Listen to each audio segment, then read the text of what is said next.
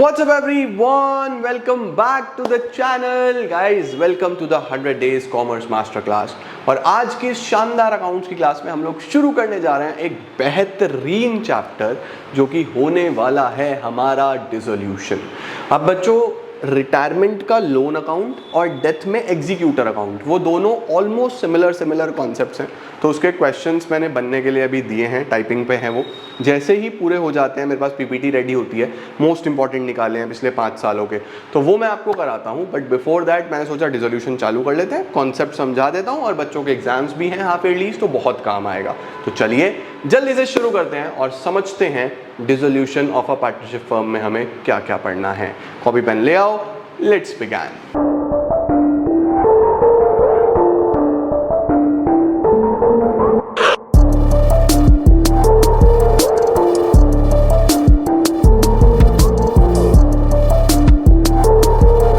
आ जाओ यार, जल्दी जल्दी से मेरे साथ हेडिंग डाल दो। डिसोल्यूशन ऑफ अ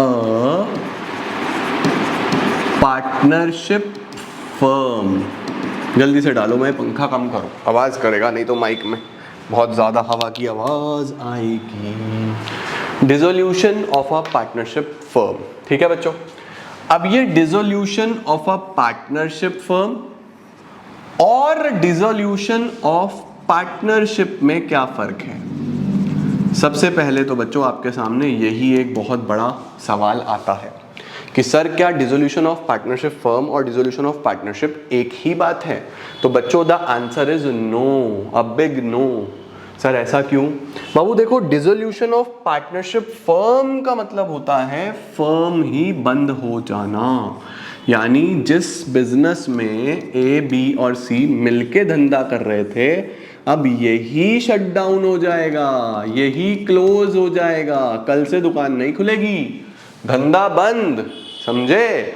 और डिसोल्यूशन ऑफ पार्टनरशिप में क्या होता है? हमारा पुराना एग्रीमेंट खत्म होता है, हमारा एग्रीमेंट समाप्त होता है। अब एग्रीमेंट तो सर चेंज इन पीएसआर में भी पुराना खत्म होता है, एग्रीमेंट तो एडमिशन में भी नया बनता है, रिटायरमेंट में भी नया बनता है, डेथ ऑफ अ पार्टनर में भी नया बनता है। बिल्कुल सही बात है।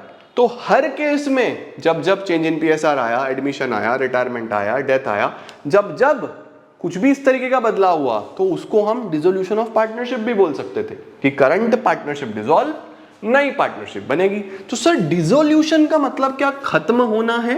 हाँ, डिसोल्यूशन का मतलब डिसॉल्व हो जाना, ओवर हो जाना, खत्म, टाटा बाय बाय, खत्म, टाटा बाय बाय। तो ये बच्चों डिसोल्यूशन है। अब डिसोल्यूशन ऑफ पार्टनरशिप अगर लिखा है तो आपका एग्रीमेंट खत्म हो रहा है, नया एग्रीमेंट बनेगा। लेकिन अगर फर्म लिखा है तो समझ जाओ भैया फर्म ही बंद हो गई, टाटा बाय बाय, खत्म हो गया। अब नई दुकान खोलनी पड़ेगी, जिसको खोलनी है खोलो, नया एग्रीमेंट बनेगा, नई दुकान खुलेगी। तो हमारा जो चैप्टर का नाम है वो है डिसोल्यूशन ऑफ पार्टनरशिप फर्म। तो हमारे केस में तो बच्चों फर्म बंद हो जाएगी। अब मुझे एक बात बताओ, सर अगर फर्म बंद हो रही है, अगर चलती चलाई फर्म है, सर फर्म किसकी है? ए की, बी की और सी की। चलती चलाई फर्म है और ये फर्म बंद हो रही है, तो इस फर्म के तो कुछ एसेट्स भी होंगे और इस फर्म की तो कुछ लाइबिलिटीज भी होंगी। हाँ भाई, बात तो सही है। इस फर्म की एसेट्स भी होती हैं, इस फर्म की लाइबिलिटीज भी होती हैं। भाई जब भी कोई बिजनेस चलता है तो उसके ऑफ कोर्स एसेट्स भी होंगे, लाइबिलिटीज भी होंगी। सॉरी, इनका क्या होगा फिर? अब सोचो ना बच्चों, जब फर्म ही बंद हो रही है तो इन लाइबिलिटीज का क्या करना पड़ेगा? सर इन लाइबिलिटीज का तो पेमेंट करना पड़ेगा। हाँ या ना? बताओ, अगर धंधा ही बंद कर रहे हो तो जिनका पैसा देना है भाई वो पैसे मांगेंगे अपना, बोलेंगे तुम तो भाई दुकान ही नहीं खोल रहे, कल से पैसा दो हमारा। तो जो भी लाइबिलिटीज हैं बच्चों, यू हैव टू पे। तो लाइबिलिटीज का तो होना है पेमेंट। सर जो रिजर्व्स होंगे, लाइबिलिटीज में रिजर्व्स भी तो होते हैं। आउटसाइडर लाइबिलिटी का तो चलो पेमेंट कर देंगे। आउटसाइडर लाइबिलिटी कौन कौन सी होती है? आउटसाइडर लाइबिलिटी में क्रेडिटर्स हैं, है ना, बैंक ओवरड्राफ्ट है, कोई बिल पेबल है, कोई एम्प्लॉइज का पैसा है, ईपीएफ, तो ईपीएफ है, क्रेडिटर है, बैंक ओवरड्राफ्ट है, कोई बैंक लोन है, कोई इस तरीके की लाइबिलिटी है, चलो वो तो पे कर देंगे। जो हमने रिजर्व्स बनाए हुए होंगे वो भी तो लाइबिलिटी में ही होते हैं बैलेंस शीट में, उसका क्या करना है? रिजर्व बच्चों पार्टनर अपने घर ले जाएंगे, डिस्ट्रीब्यूशन हो जाएगा उनका। सर किस रेशो में? बच्चों इसमें रेशो एक ही होता है, जिस रेशो में बिजनेस चल रहा था अब बिजनेस बंद हो रहा है तो रेशो चेंज तो होगा नहीं, तो उसी में रिजर्व्स डिस्ट्रीब्यूट हो जाएंगे। तो बैलेंस शीट में लाइबिलिटी साइड में क्या क्या दिखता है? सर लाइबिलिटी साइड में एक तो ये वाली लाइबिलिटीज होती हैं, आउटसाइडर्स, सबका पेमेंट करो। सर रिजर्व्स होते हैं, डिस्ट्रीब्यूशन करो। सर तीसरी चीज होती है कैपिटल, कैपिटल भी तो होता है पार्टनर का, पार्टनर का कैपिटल भी तो होता है, उसका भी पेमेंट कर दो। यानी फर्म जो है पार्टनर को बोलेगी भाई आपने इतना इतना पैसा लगाया था, घर ले जाओ, तो बाहर वालों का भी पेमेंट करो, रिजर्व्स पार्टनर अपने अपने घर ले जाएंगे, जो कैपिटल है उसका भी पेमेंट होगा बच्चों, क्योंकि फर्म बंद हो रही है। बट सर इतना पेमेंट करना है, ये भी पेमेंट करना है, ये भी पेमेंट करना है, रिजर्व्स तो चलो ऑलरेडी बने हुए हैं, ये तो घर लेके जाने हैं। सर रिजर्व्स कौन कौन से? सारे रिजर्व्स बच्चों, वही WCR, IFR, जनरल रिजर्व, दुनिया भर के जितने भी रिजर्व्स हैं सारे रिजर्व्स घर जाएंगे। आउटसाइडर्स का जो भी पेमेंट है, एम्प्लॉइज प्रोविडेंट फंड एम्प्लॉइज का पैसा, बच्चों ध्यान रखना, EPF एम्प्लॉइज का पैसा एम्प्लॉइज को दिया जाएगा, बैंक लोन बैंक का पैसा उसको दिया जाएगा, क्रेडिटर का कोई पैसा देना है उसको दिया जाएगा, ओवरड्राफ्ट का पेमेंट करना है वो करा जाएगा, बिल्स पेबल का पेमेंट करना है वो करा जाएगा। तो ये सारे आउटसाइडर्स के पेमेंट होंगे। सर एसेट्स का क्या होगा? बच्चों एसेट्स बिकेंगे, सारे एसेट्स सेल करो, एसेट्स बेच के ही तो पैसा आएगा। अब जब फर्म बंद हो रही है तो एसेट तो बचा नहीं, एसेट बेचेंगे, एसेट बेच के पैसा आएगा, उस पैसे से ही तो ये पेमेंट होंगी सारी की सारी, इसी पैसे से तो ये पेमेंट्स होंगी। बस सर इतना काम करना है क्या हमें? हाँ, सारे एसेट बेच दो, सारी लाइबिलिटीज चुका दो, फर्म बंद हो गई, डिसॉल्व हो गई, एज सिंपल एज दैट। ये बच्चों बहुत सिंपल, सरल, साधारण, मैं आपको अकाउंटिंग पे नहीं लेके जा रहा अभी, मैं आम भाषा में समझाने की कोशिश कर रहा हूं कि पूरे चैप्टर में कॉन्सेप्ट क्या है। जितने भी एसेट्स हैं, सर कौन कौन से एसेट? बेटा कोई लैंड बिल्डिंग है, प्लांट मशीनरी है, फर्नीचर है, डेटर है तो उससे पैसा ले लो, गुडविल है आपके एसेट में कोई तो वो भी बिकेगा, वो भी बिकेगा। सर गुडविल थोड़ी ना बिकता है। बच्चों एक बात बताओ, आपकी खुद की गुडविल तो होगी नहीं, अगर है भी तो बुक्स में नहीं होगी, क्योंकि आपकी खुद की गुडविल बुक्स में नहीं होती, पता है ना, आपकी खुद की गुडविल सेल्फ जनरेटेड है, वो बुक्स में होती नहीं।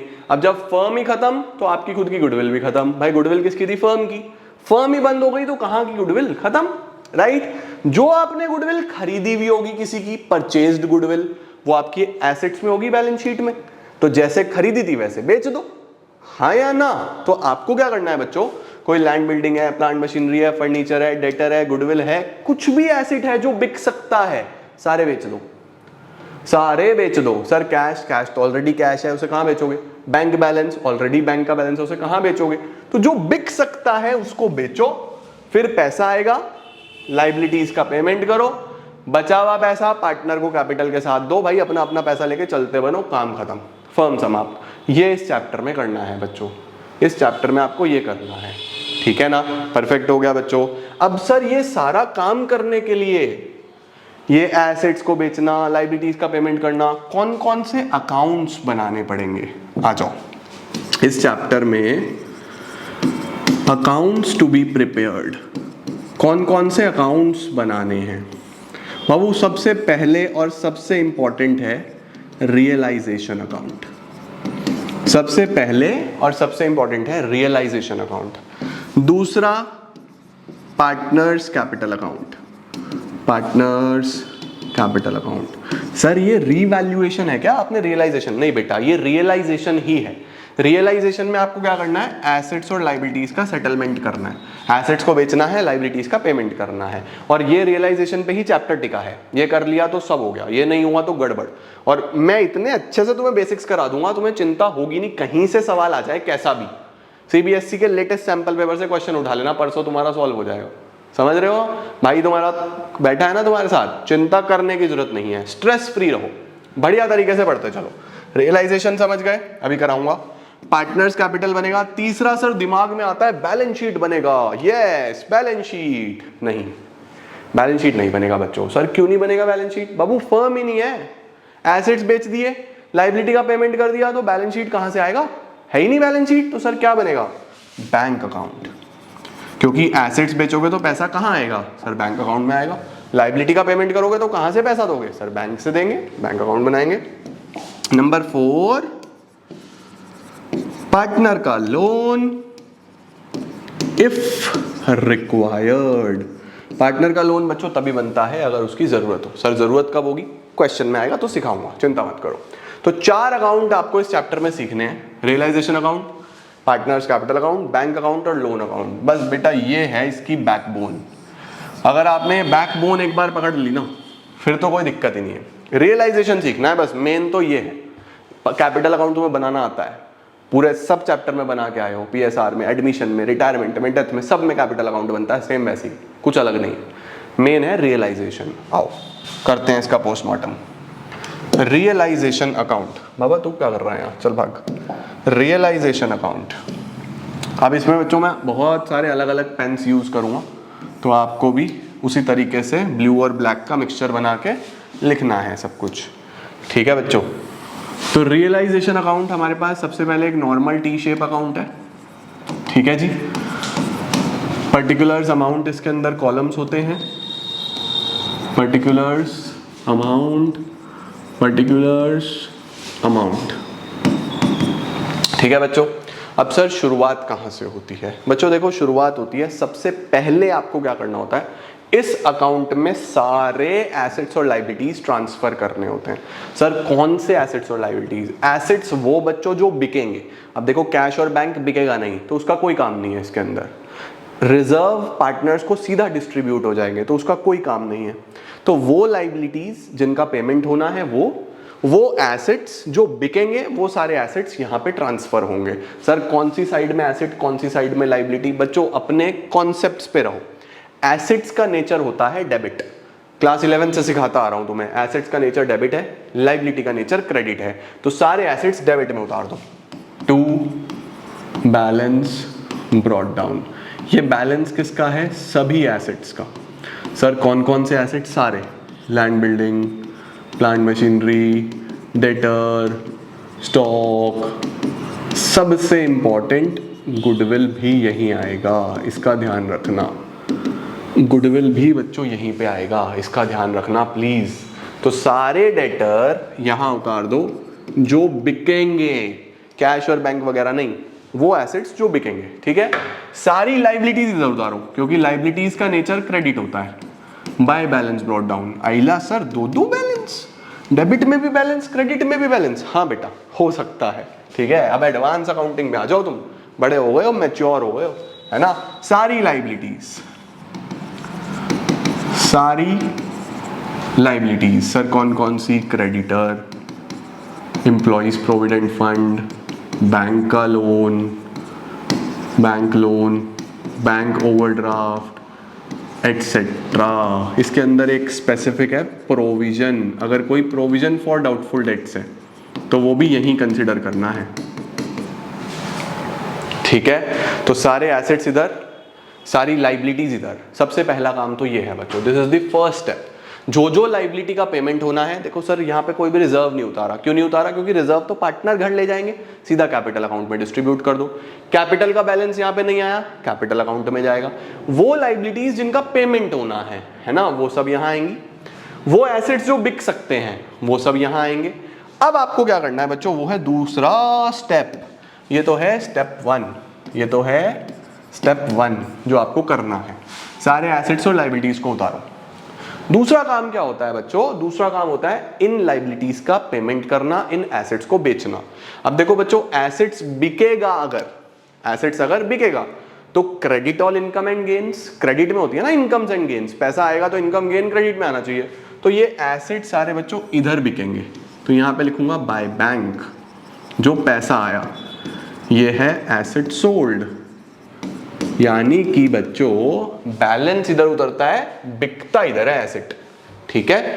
अब बच्चों ऐसा भी तो हो सकता है एबीसी का फर्म है ना, सी को यानी कि चिंटू को घर पे इस मशीनरी की जरूरत थी, ऑफिस में एक बहुत शानदार ओवन था। चिंटू ने बोला यार नया ओवन लूंगा तो महंगा पड़ेगा, फर्म तो बंद ही हो रही है, क्यों ना मैं ये ओवन घर ले जाऊं, पैसा मैं दे देता हूँ, मुझे भी तो खरीदना था और फर्म को बेचना भी था।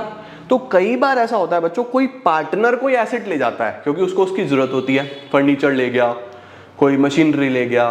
तो इस तरीके से अगर पार्टनर ले जाए तो पार्टनर का नाम लिख दो, बाय पार्टनर्स कैपिटल अकाउंट। अगर बच्चों एसेट नॉर्मली बिका तो बाय बैंक, पार्टनर ले गया तो पार्टनर का नाम लिख देना। ये होता है स्टेप 2, एसेट्स आपने बेच दिए।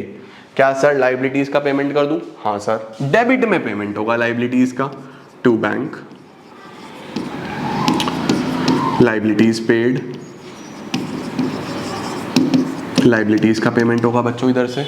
और अगर कोई लाइबिलिटी किसी पार्टनर ने पे कर दी एक बार, जैसे कोई क्रेडिटर थे, पार्टनर ने अपनी जेब से पे कर दी, तो पार्टनर को पैसा देना पड़ेगा आपको उसको, तो आप यहां पार्टनर को पैसा दोगे। तो क्या लिखोगे? To partners capital account. इसमें सब कुछ कैपिटल अकाउंट से होता है बच्चों, करंट अकाउंट से कुछ नहीं होता। पेमेंट टू पार्टनर, ये हम पार्टनर को पेमेंट दे रहे हैं जिसने लाइबिलिटी का पेमेंट कर दिया, राइट। ये हो गया हमारा स्टेप नंबर 2। तो स्टेप नंबर 1 क्या है? सारे एसेट्स और लाइबिलिटीज को ब्रॉट डाउन कर लेना। स्टेप नंबर 2 क्या है? एसेट्स को बेच देना, लाइबिलिटीज का पेमेंट कर देना। उसके बाद आता है बच्चों step number 3। Sir what is step number 3? बच्चों ये सारा काम कराने में ना, ये एसेट्स को बेचना, तो देखो एसेट्स की वैल्यूएशन भी होती है, लाइबिलिटी का पेमेंट करना, लाइबिलिटीज की भी वैल्यूएशन होती है, रिजर्व्स बांटना, ये सब करने में कई बार कुछ खर्चे आ जाते हैं। उनको क्या बोलते हैं? डिसोल्यूशन के एक्सपेंसेस या रियलाइजेशन के एक्सपेंसेस। तो वो एक्सपेंसेस भी फर्म को पे करने पड़ते हैं, तो एक्सपेंसेस भी डेबिट साइड में लिखे जाते हैं, तो उसको भी हम लिखते हैं to bank, to bank account. ये क्या है बच्चों? रियलाइजेशन के एक्सपेंसेस, क्योंकि debit all expenses and losses. तो अगर कभी एक्सपेंसेस दिए हो तो वो भी डेबिट में आएंगे। अब लास्ट में क्या करना है बच्चों? जैसे आप नॉर्मली किसी भी अकाउंट में करते हो, इधर का टोटल लगाओ, उसमें से ये सब माइनस करो, डिफरेंस अगर डेबिट में आया तो profit, profit on realisation. Sir ये प्रॉफिट किस में बटेगा? बच्चों देखो 3 पार्टनर की फर्म है तो तीनों में बटेगा, ए बी और सी में, जितना जितना भी होगा। और अगर डिफरेंस इधर आ गया तो इसको क्या बोलते हैं? Loss on realisation. ये तो आप हमेशा से सीखते आए हो, इतने सारे अकाउंट बनाए हैं, हमेशा डेबिट साइड में प्रॉफिट आता है और क्रेडिट साइड में बच्चों लॉस आता है, राइट। तो हमारे पास बच्चों ये एक पूरा अकाउंट होता है, इसको बोलता हूं स्टेप नंबर 3। तो आपको हमेशा स्टेप वाइज चलना है ना, ये स्टेप्स पकड़ के चलने हैं। स्टेप्स क्या क्या हैं? सबसे पहला स्टेप है बच्चों, जितने भी एसेट्स और लाइबिलिटीज दिए हैं उनको आप ब्रॉट डाउन कर लो। सबसे पहला स्टेप ये है बच्चों, सारे एसेट्स और लाइबिलिटीज को ब्रॉट डाउन कर लो। एसेट वो जो बिकेंगे, लाइबिलिटी वो जिनका पेमेंट होगा। फिर इन्हें सेल कर लो और लाइबिलिटीज का पेमेंट कर लो। एसेट्स को बेच लो, लाइबिलिटीज का पेमेंट कर लो, फिर कोई खर्चा है तो वो कर लो, और फिर प्रॉफिट या लॉस निकाल के पार्टनर्स में बांट दो। ये 3 स्टेप्स में बच्चों आपका पूरा रियलाइजेशन अकाउंट बन जाता है, पूरा रियलाइजेशन अकाउंट। ये प्रॉफिट एंड लॉस पार्टनर आपस में बांटेंगे, घर ले जाएंगे और सीधा सीधा हमारा कॉन्सेप्ट समाप्त। उसी के साथ चैप्टर भी समाप्त हो जाएगा, समझे। अब सर इसके अंदर एडजस्टमेंट, इसका स्क्रीनशॉट लेना है क्या? ले लो जल्दी से, ले लो जल्दी से, फटाफट से। इसके अंदर बच्चों कुछ एडजस्टमेंट्स हैं जो बहुत इंपॉर्टेंट हैं और जो आपको समझनी है।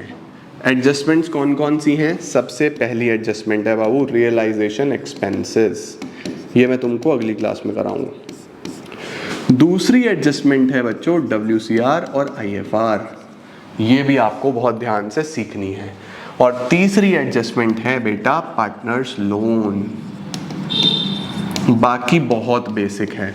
तो ये 3 इंपॉर्टेंट एडजस्टमेंट्स हैं जो आपको आनी चाहिए, जिस पे जर्नल एंट्रीज भी आती हैं, जिस पे मल्टीपल चीज़ें आती हैं, तो ये आपको पता होनी चाहिए। ये एडजस्टमेंट्स हम लोग आने वाली क्लास में करेंगे। अभी आज की क्लास में एक छोटा सा चीज़ और करेंगे, वो क्या है? Journal entries. Sir journal entries भी करा दो ना प्लीज, आ जाओ ना, आओ जी। जर्नल एंट्रीज, सर सबसे पहली entry for transfer of assets, बताओ बच्चों इसकी एंट्री, इसकी, ये जो एसेट्स ट्रांसफर करे। देखो एसेट्स कहां पे ट्रांसफर हो रहे हैं, रियलाइजेशन के डेबिट साइड में। कहां ट्रांसफर हो रहे हैं, रियलाइजेशन के डेबिट साइड में। तो एंट्री होगी realisation account debit to assets account. कितना सिंपल, रियलाइजेशन के डेबिट में आया ना, तो एंट्री होगी realisation debit to assets. Sir liability transfer करने की क्या एंट्री होगी, अब खुद दिमाग लगाओ चलो। Number 2 for transfer of liabilities, चलो जल्दी जल्दी से मुझे बताओ, लाइबिलिटी ट्रांसफर करने की क्या एंट्री होनी चाहिए। रियलाइजेशन की क्रेडिट में आई तो क्या एंट्री बनेगी, liabilities account debit to realisation. तो रियलाइजेशन के क्रेडिट में आई बच्चों, तो हमने रियलाइजेशन को क्रेडिट करा। एसेट्स रियलाइजेशन के डेबिट में आए थे तो हमने रियलाइजेशन को डेबिट किया था। वेरी सिंपल, लिखते चलना, liabilities to realisation and realisation to assets. फिर सर ये एसेट्स बिक गए तो, या लाइबिलिटीज का पेमेंट हो गया तो, देखो number 3 for payment of liabilities, for payment of liabilities. तो देखो बच्चों अगर फर्म ने खुद पे करा तो रियलाइजेशन डेबिट टू बैंक, अगर किसी पार्टनर ने पे करा तो realisation debit to partners capital account. Partner का नाम लिख देना। तो आपको पता होना चाहिए अगर लाइबिलिटी का पेमेंट फर्म ने करा तो ये एंट्री होगी, और पार्टनर ने करा तो ये एंट्री होगी। ये आपको पता होना चाहिए। देखो रियलाइजेशन के डेबिट से हो रही है ना पेमेंट, तो रियलाइजेशन डेबिट टू बैंक, क्योंकि बैंक से पैसा कटेगा। Realisation debit to partner capital, sir partner क्यों क्रेडिट हो रहा है बच्चों, क्रेडिट होने का मतलब है आप उसको कंपनसेट कर रहे हो, आप उसको पैसा दे रहे हो। तो कैपिटल क्रेडिट होने का मतलब पार्टनर को पैसा मिलना है ना, क्योंकि लाइबिलिटी फर्म की थी, पे किसने करी, पार्टनर ने, तो पार्टनर को कंपनसेट तो करोगे, राइट। स्क्रीनशॉट ले लो, है ना जी। आओ बच्चों, सर अगर ये एसेट बिक रहा है फॉर सेल ऑफ एसेट्स, अब सोचो एसेट बिकता है तो बैंक में पैसा आता है, तो क्या एंट्री बनती है, बैंक अकाउंट डेबिट टू कौन से अकाउंट के क्रेडिट में, रियलाइजेशन अकाउंट। देखो रियलाइजेशन के क्रेडिट में आया ना, तो बैंक डेबिट टू रियलाइजेशन। अगर सर ये एसेट पार्टनर ले गया तो इसकी एंट्री, अगर ये एसेट पार्टनर ले गया तो पार्टनर से पैसा काट लो, पैसा काटना है तो कैपिटल को डेबिट करो, पार्टनर का capital account debit to realisation. Sir सब कुछ रियलाइजेशन में हो गया, हाँ बेटा, एसेट्स और लायबिलिटीज का सेल और पेमेंट वो सब तो रियलाइजेशन में ही होना है ना, बस पैसा आया तो बैंक डेबिट होगा क्योंकि बैंक डेबिट में बढ़ता है, गया तो बैंक क्रेडिट होगा, सिंपल है, राइट। चलो सर ये भी समझ गए। सर अगर रियलाइजेशन के एक्सपेंसेस हैं ये रियलाइजेशन के एक्सपेंसेस, एंट्री नंबर 5, एक्सपेंसेस की क्या एंट्री होगी, एक्सपेंसेस बच्चों डेबिट में ही आया तो realisation account debit to bank account, expenses की एंट्री ये है बच्चों, तो realisation debit to bank. Sir उसके बाद प्रॉफिट की क्या एंट्री होगी, ये जो प्रॉफिट हुआ, प्रॉफिट की क्या एंट्री होगी बच्चों, देखो रियलाइजेशन के डेबिट में आया तो रियलाइजेशन अकाउंट डेबिट टू किस में डिस्ट्रीब्यूट होगा, पार्टनर्स में, to A to B to C, A is capital, B is capital, C is capital, दो पार्टनर हुए तो दो लिख देना बच्चों। तो प्रॉफिट की होगी realisation debit to partners capital account. इधर वाली साइड की स्क्रीनशॉट ले लो, देखो सारी एंट्री हो गई, एसेट ट्रांसफर करने की, लाइबिलिटी पे करने की, रियलाइजेशन एक्सपेंसेस की, प्रॉफिट्स की, लॉस की एंट्री बची लास्ट। चलो जल्दी से कमेंट सेक्शन में लिख दो, पॉज करके कमेंट सेक्शन में लिख दो नालायकों। Number 7 for loss. बाबा कितनी गर्मी है, हालत खराब हो गई है, फुल गर्मी। फॉर लॉस बताओ, A debit, B debit, C debit to realisation account, क्योंकि रियलाइजेशन के क्रेडिट में आया बच्चों। तो दिस इज हाउ ये पूरा कॉन्सेप्ट इतने में छुपा है, तुम्हें दिखना चाहिए। थोड़ा बड़ा कर देता हूं, फ्रेम में आ जाएगा, स्क्रीनशॉट ले लो। ये जो मैंने तुम्हें मूल मंत्र दिया है ना बच्चों, आज की क्लास समझ लो चैप्टर का 80% काम हो गया। 80%, 20% तो प्रैक्टिस है, वो करते करते हो जाएगा। लेकिन यही सब बहुत समय लगता है इसको समझाने में। टीचिंग एक आर्ट है। मैं ऊपर वाले का बहुत शुक्रगुजार हूं कि उसने मुझे कला दी है कि मैं आपको चीजें समझा पाता हूं और आपको समझ भी आती है। तो आपका भी बहुत बहुत धन्यवाद, आप भरोसा दिखाते हो अपने भाई पे। और मुझे आपको चीजें समझानी है अच्छे तरीके से। अगर आप मेरे साथ से 11th से पढ़ते आ रहे हो तो आपके लिए ये कॉन्सेप्ट, जो जो चीजें मैं बोलता हूं वो आप रिलेट कर पाते हो, क्योंकि मैंने ही वो बेसिक्स बिल्ड करे हैं, है ना। तो आसान रहता है। नोट कर लो बच्चों, डन है। अभी बच्चों एक क्लास में बेसिक्स की और लगाऊंगा, ठीक है, कल की, जिसमें मैं आपको ये वाली एडजस्टमेंट्स कराऊंगा। फिर हम 2-3 क्लासेस में इसके क्वेश्चंस करेंगे, सारे PYQs कराऊंगा तुम्हें, सारे प्रीवियस ईयर क्वेश्चंस, और तुम्हारा डिसोल्यूशन समाप्त। छोटा सा चैप्टर है, ज्यादा बड़ा चैप्टर नहीं है। करना क्या है, शुरू में कहानी सुनाई ना, सारे एसेट्स बेचो, लायबिलिटीज का पेमेंट करो, फर्म बंद, खत्म, टाटा बाय बाय, समझे।